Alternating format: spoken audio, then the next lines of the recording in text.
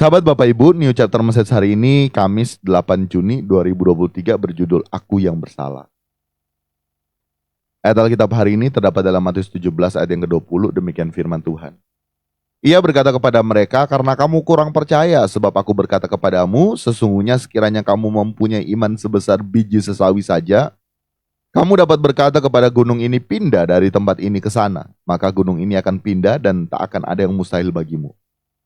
Sahabat Bapak Ibu, ayat yang barusan kita baca dan dengar bersama, kita mendapati bahwa Yesus sementara menegur murid-muridnya karena ketidakpercayaan murid-muridnya sehingga saat itu tidak terjadi mujizat kesembuhan terhadap seorang anak yang sakit ayan.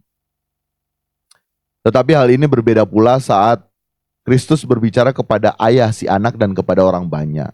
Kristus justru mempersalahkan orang banyak atas ketidakpercayaan mereka.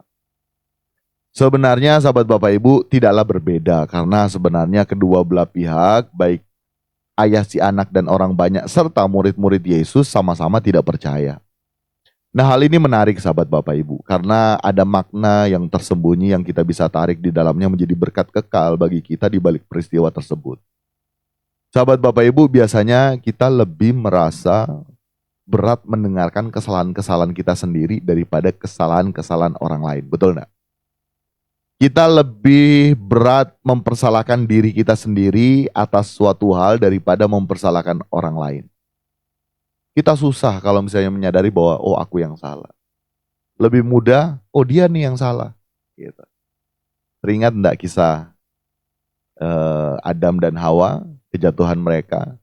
Waktu Tuhan menghampiri ya, mereka, kemudian Adam mempersalahkan Hawa, Hawa mempersalahkan ular.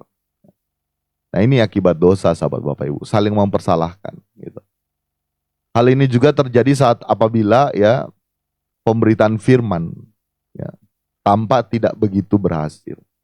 Seperti yang kadang-kadang terjadi. Orang cenderung mempersalahkan hamba-hamba Tuhan atas semua kegagalan itu.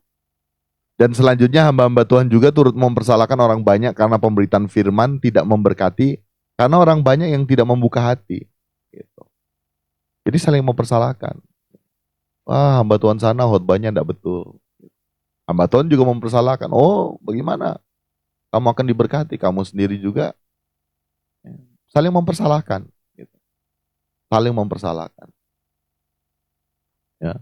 Adalah lebih baik sahabat Bapak Ibu bila setiap pihak mengakui kesalahan masing-masing dan berkata, akulah yang bersalah. Seperti halnya juga saya mendengar ya, oh kalau ibadah di sana kayak tidak ada Roh Kudus begitu. Tapi ibadah di tempat lain ada Roh Kudusnya. Gitu.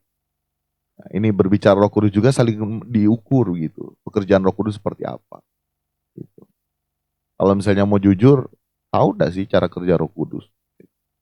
Saat ibadah kalau misalnya jingkrak-jingkrak, menangis termeh-meh, kita anggap bahwa ada Roh Kudus. Gitu. Tapi kalau ibadahnya teduh, katanya tidak ada Roh Kudus, kemudian wah aku enggak diberkati di situ, enggak ada Roh Kudusnya. Salah sahabat Bapak Ibu ya. Salah. Sama-sama kita koreksi diri. Ya. Yang benar adalah dalam setiap ibadah apapun itu, ya, kita seringkali kan hati kita kan situasional. Ya. Nah, selama hidup kita masih dipenuhi dengan keinginan-keinginan, ya sahabat Bapak Ibu, kita harus menyadari bahwa semua kita itu salah di hadapan Tuhan. Kalau bukan keinginan Tuhan satu-satunya dalam diri kita. Sehingga sahabat Bapak Ibu adalah lebih baik setiap pihak sebetulnya mengakui bahwa kita masing-masing ini salah. Saya juga bersalah. Dan saya lebih salah daripada sahabat Bapak Ibu. Tapi saya terus berjuang untuk Tuhan. Apa? Bagian mana yang belum engkau nikmati Tuhan? Kita harus sahabat Bapak Ibu terus berjuang untuk mengoreksi diri kita sendiri. Menyadari bahwa diri kita itu lebih banyak yang kurang daripada orang lain. Kita harus menyadari bahwa kekurangan kita yakni kita merasa yang paling benar. Nah ini kan kekurangan kita manusia. Sehingga tidak boleh ada orang lain yang dapat menegur kita. Gitu. Sebaliknya kita maunya menuntut orang lain agar orang lain itu menjadi seperti yang kita kehendaki. Yang akhirnya berujung pada saling menghakimi. Dan saling menganggap diri paling benar. Kebenaran hakiki kembali dalam Alkitab sahabat Bapak Ibu. Sehingga melalui kebenaran hari ini, mari pagi hari ini kita kembali diingatkan dan yuk kita sadar agar kita stop menuntut orang lain untuk menjadi seperti yang kita ingini. Dan marilah kita mulai menyadari untuk menuntut diri kita yang harus lebih dahulu berubah. Karena kita sendiri masih banyak kekurangan, sahabat Bapak Ibu. Kita komunikasikan dengan Roh Kudus yuk, intens. Mari kita komunikasikan dengan Roh Kudus. Jangan sia-siakan Roh Kudus yang ada dalam diri kita. Dan di dalamnya nanti kita akan menemukan keadaan diri kita suatu saat nanti. Oh, ini kekuranganku, tapi aku mau berubah Tuhan. Dan aku mau berubah menjadi seperti yang Bapa kehendaki dalam diri kita. Ya. Dan semuanya berkat bantuan Roh Kudus, sahabat Bapak Ibu. Kita harus menyadari hal itu. Jadi sahabat Bapak Ibu, ya, aku yang bersalah. Hubungan suami istri juga begitu. Jangan menganggap suami paling benar, istri paling benar. Koreksi saja diri sendiri. Sudahkah kita berkenan di hadapan Tuhan? Takarannya itu, sudahkah kita berkenan di hadapan Tuhan? Jangan, sudahkah kamu berkenan di hadapan Tuhan? Gitu. Tapi dalam setiap pemberitaan firman Tuhan, ya kita kan saling menegur, mengingatkan sahabat Bapak Ibu apa yang Tuhan taruh untuk disampaikan. Lebih kepada sifatnya empat mata, sifatnya ya hal-hal yang langsung ya, berhadapan dengan orang. Ya. Kalaupun misalnya orang itu salah, kan ada tata cara juga di dalam Alkitab kita boleh belajar. Demikian sahabat Bapak Ibu yang menjadi perenungan kita hari ini. Ya, jangan menganggap diri kita yang paling benar. Terus kita menundukkan diri kita. Kalaupun kita merasa bahwa ya kita benar, kita perkarakan di hadapan Tuhan. Sudah benarkah kita di hadapan Tuhan?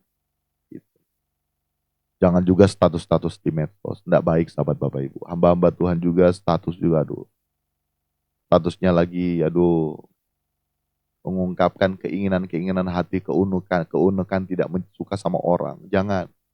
Siapa kita yang mengambil porsi Tuhan untuk menghakimi? Ya. Penghakiman, pembalasan haknya Tuhan.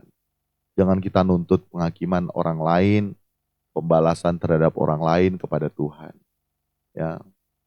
Kita yang seharusnya jadi alat Tuhan. Jangan kita memperalat Tuhan. Apapun itu.